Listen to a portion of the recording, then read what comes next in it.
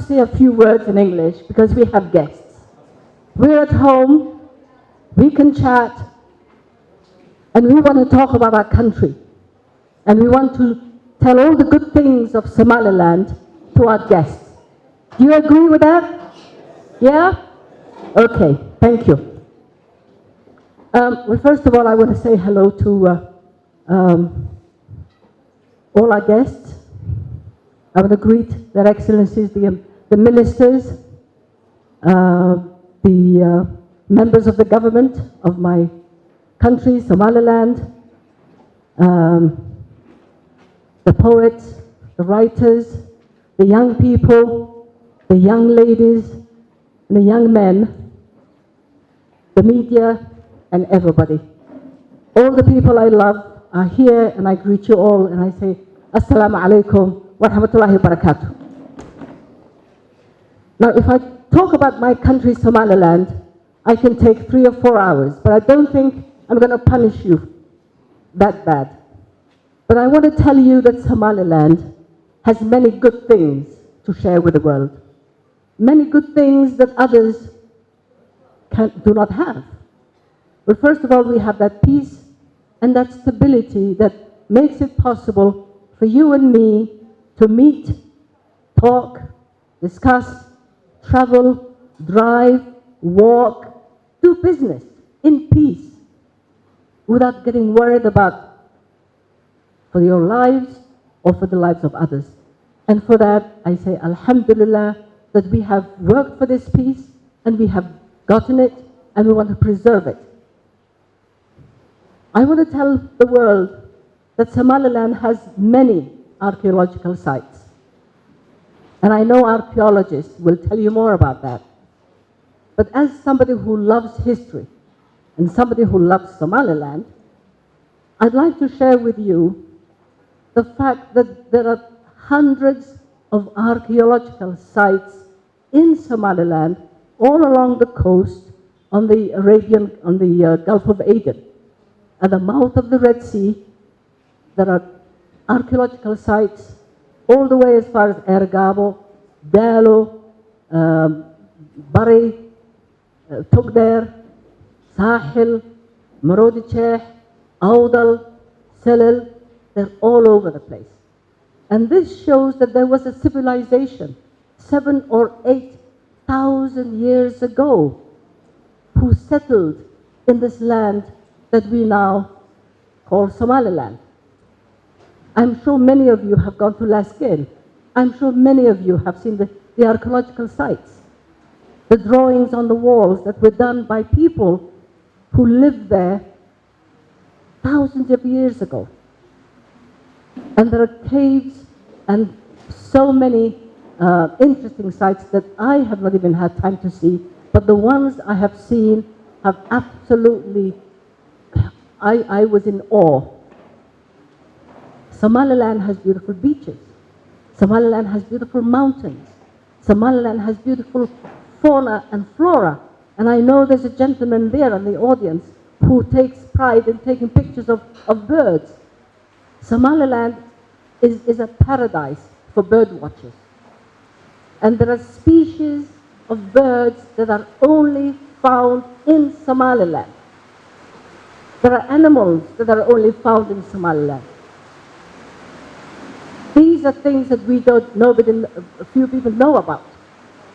And when people hear about the Horn of Africa, they associate the Horn of Africa with trouble, with terrorism, with pirates, but this is Somaliland.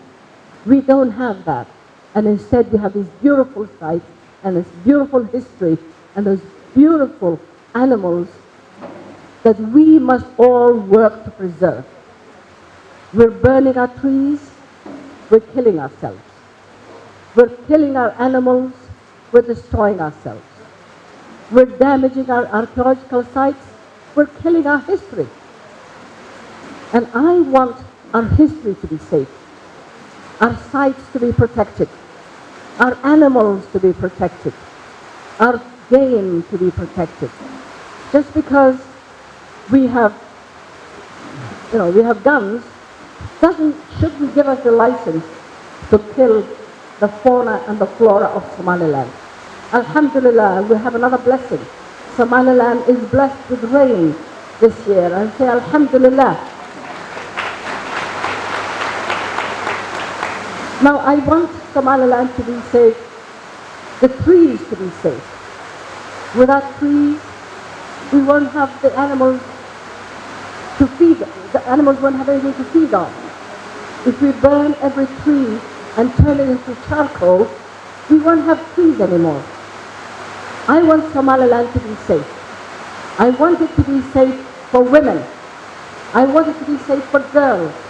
I don't want to be afraid that my girl is going to be raped. I don't want to worry about my son. I don't want to be afraid he's going to be raped or violated. I want Somaliland to be safe for everybody, for our guests, for the healthy, for the sick, for the blind, for the infirm, for those who have disabilities, for those who have mental disabilities. Just because they're young does not give us the license to harm them. It does not give us the right to rape girls. Rape was something that we knew nothing about. This was shameful for a Somali man to rape a girl, and it should remain shameful. We must protect our girls the same way we protect our own children. We must protect our little boys the same way we protect our own children. So, thank you for this opportunity. I want us all to protect what is good. I want us to protect the wealth of this country. And the wealth of the country is its people, its youth. It's you and the others and the smaller ones. I want us to protect our sites. I want you to welcome our guests. When people come to our country, it's like somebody who's coming into our house. We must welcome them. They must know that they will be safe, the same way that we are safe when they go to their countries. Their equipment must be safe, their cameras must be safe, their mobile phones must be safe, the same way that we are protected when we go to their countries. So I know there are pickpockets everywhere, every country has it. I know I've had my pocket picked in America and in Europe, but we must all make sure that this does not happen in Somaliland. So Jama and my daughter Ayan, thank you for organizing this event, and I hope that you will love Somaliland and the wealth of Somaliland as much as I love it. Stay blessed. Alhamdulillah. Wassalamu alaikum wa rahmatullahi wa barakatuh. Keenu waxyaabo caadooyin aynaan aqoonin oo ka xishoon jirin yaanay nagu bilaawno. Aynu meel uga soo wada jeedno. Aynu inagu caruurteena iyo dhallinyaradeenna iyo dadkeena iyo hablaheena aynu ilaalino. Inantaas waa inan yaa taaban kara waaba inane ayaynu ku faani jirnay. Marka waan salaamayaa hooyo. Wassalaamu calaykum waraxmatullaahi wabarakaatuh. Safiirka Midowga Yurub Nicholas Fernanda aan soo wada dhaweyno.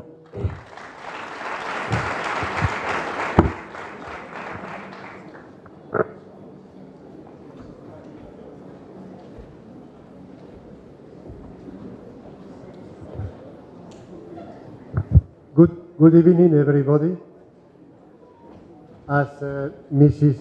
Edna said, we have guests, so I will speak in English.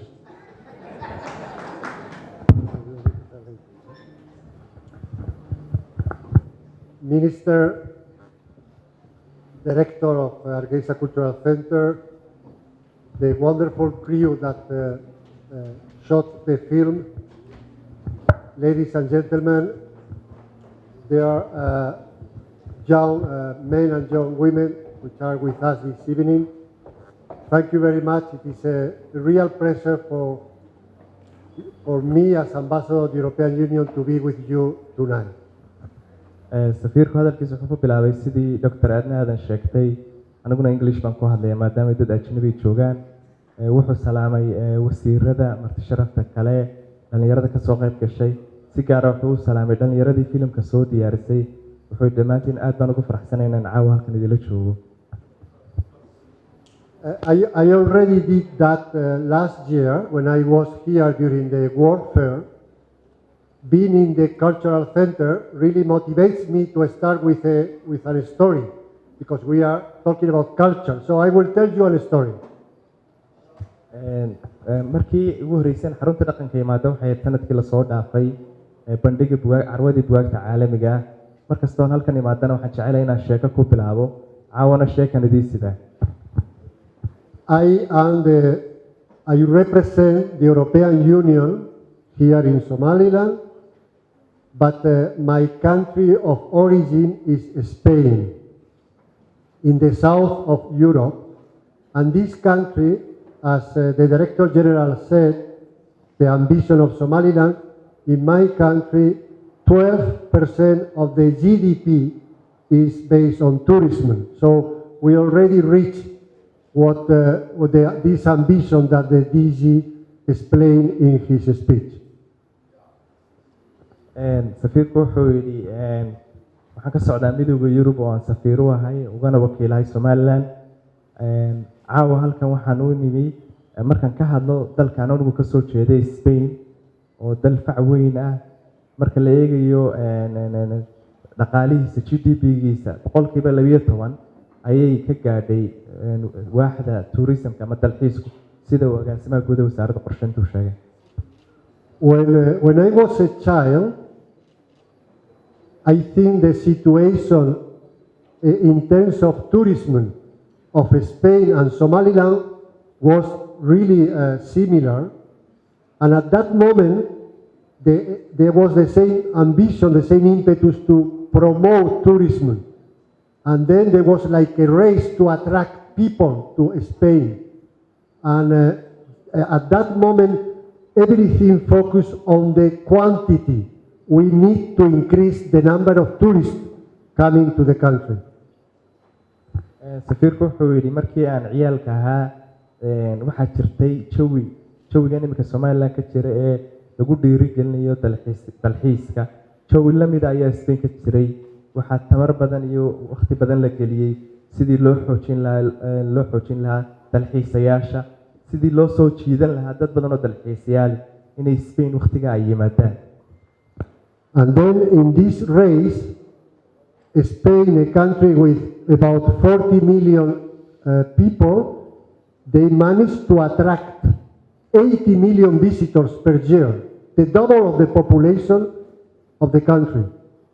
marka tartanka iyo dadaalka dawladda Spain gashay waxay ku guuleysatay in sanadkii iyadoo dalka Spain dadka ku nool tiradu ay yihiin 40 milyan in sanadkii ay soo jiidato dalxiisayaal lagu qiyaasay 80 milyan waa tiro ku labalaamaysa dadka ku nool Spain. But gradually, a lot of people started to think whether instead of quantity, we should start thinking about quality.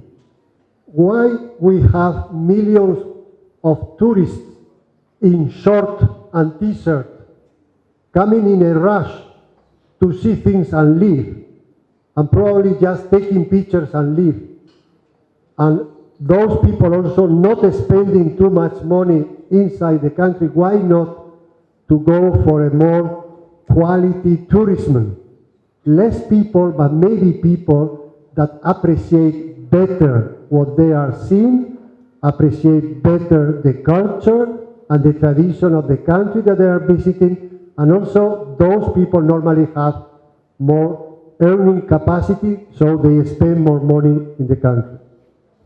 markii ay bateen dadkii dalxiisayaasha ah ee Spain imanayay waxaa dhalatay dood ah iyo su'aal in la isweydiiyo dadkan badan ee inoo imanaya dalxiisayaasha ah ee ku imanaya surwaalka gaaban ee aan lacagta badan bixinaynin maxay faa'iido inoo leeyihiin waxaa dhalatay in su'aal la iska weydiiyo in loo baahan yahay tayada dadka imanaya dalxiisayaasha ah inay ka wanaagsanaato tirada oo tirada laga doorbido tayada marka waxay noqotay in ay ka doodaan sidii loo yareyn lahaa dadkaas oo aan dad badan lacag badan bixinaynin laakiinse tayada la xoojiyo oo la xoojiyo dad u imanaya Spain inay arkaan dalxiiskooda sidoo kalena ay ka mahad celiyaan dhaqankooda iyo waxyaabaha wanaagsan ee dalkooda uu leeyahay. So let me share with you this experience. Maybe it can be of help for you now that you are starting to develop this sector.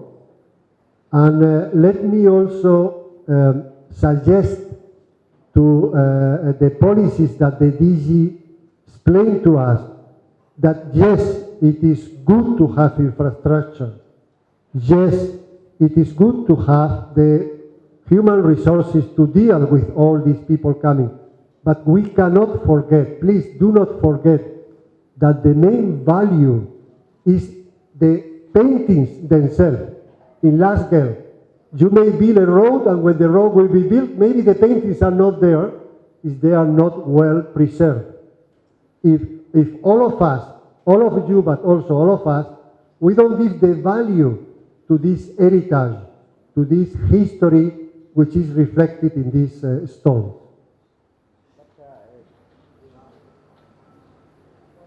safiirku markaa wuxuu yidhi marka aniga waxaan doonaya in la wadaago waayo aragtinimadii dalka uu soo kasoo jeeday Spain ay ka aragteen dhinaca dalxiiska in dawladdu aanay awood badan saarin in dad badan yimaado laakiin awoodda la saaro tayada dadka inoo imanaya sidoo kale wuxuu kasoo hadal qabsaday agaasimaha guud siyaasadaha uu ka sheekeeyay hadday noqoto siyaasad horumarin kaabayaasha dhaqaale sida wadooyinka iyo xuduudda shaqaale ee loo baahayay in lagu xoojiyo waaxda dalxiiska siyaasad ahaan laakiin wuxuu safiirku yidhi yaynaan marnaba ilaawin muhiimaddu inay tahay ilaalinta iyo xafididda farshaxanka ku sawiran buurta ku sawiran inuu ka qiimo badan yahay waddada loo dhisayo inuu ka qiimo badan yahay shaqaalaha ka shaqaynaya marka taasaa taariikh ahaanna inooga qiimo badan wax kastoo siyaasaddu loo samaynayo inay siyaasaddu ku salaysnaato ilaalinta iyo sidii loo xafidi lahaa farshaxanka ku sawiran. Let me very briefly tell you the 3 reasons why the European Union thinks that helping preservation the heritage of Somaliland, helping to develop this cultural tourism is important. 3 reasons, very, very briefly. The first one is because it is something from which you young people could benefit. It is a source of development, a source of economic and social development, an issue of personal also evolution. I'm talking in English. If you want to work in a hospitality, you want to welcome people coming from outside, you need to speak languages as well. So this is the first reason. We believe culture, heritage is an asset, an economic asset, and it is good to have the ambition to make it a significant part of your economy.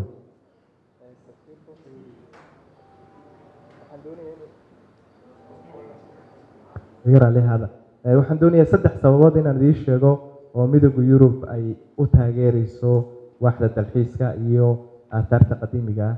Ta koowaad waxa weeyaan dhalinyarada, ilaalinta dhalinyarada sidii ay u noqon lahayn mustaqbalkan, sidii ay uga qayb qaadan lahayn horumarka iyo in iyagu ay wax bartaan, waxbarashadoodaasna inay bartaan xirfadaha loo baahan yahay shaqo ee lagu xafidayo dhaqanka. midowga Yurub wuxuu arkaa dhaqanku in dhaqanka iyo dalxiiska iyo aataarta qadiimiga inay qayb weyn ka yihiin ilaha wax soo saar iyo ilaha dhaqaale dalka. sidoo kale in dhalinyaradu iyo dadka yaryar ay ka faa'iideystaan xirfadaha shaqo abuur ee ku dhex jira hadday noqoto xirfadaha sida hospitality sida dadka loo saacido ee khadamaadka loo bixiyo.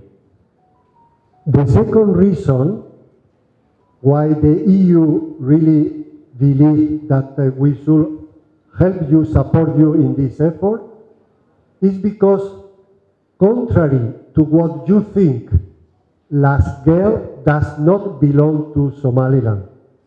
The fauna and flora of Somaliland does not belong to Somaliland.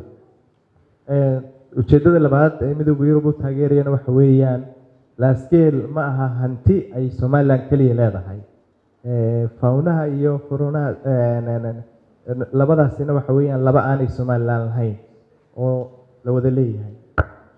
Last girl, the flora and fauna of Somaliland belongs to all of us, belong to the world. This is our common history.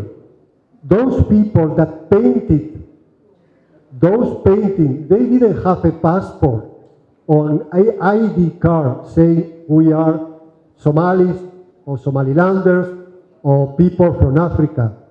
They were, at that moment, they were part of the common history because from then they developed the whole world, including the Europeans. So we want to assist you to preserve them because they are part of our own history. Floraha iyo faunaha Somaliland maaha mid idinku aad leedihiin. Laasgeel iyo taariikhda ku tuugana mid Somaliland leedihiin. Dadkii sawiray sawirada farshaxanka laasgeel passport may lahayn, warqad aqoonsi may lahayn, dal may lahayn.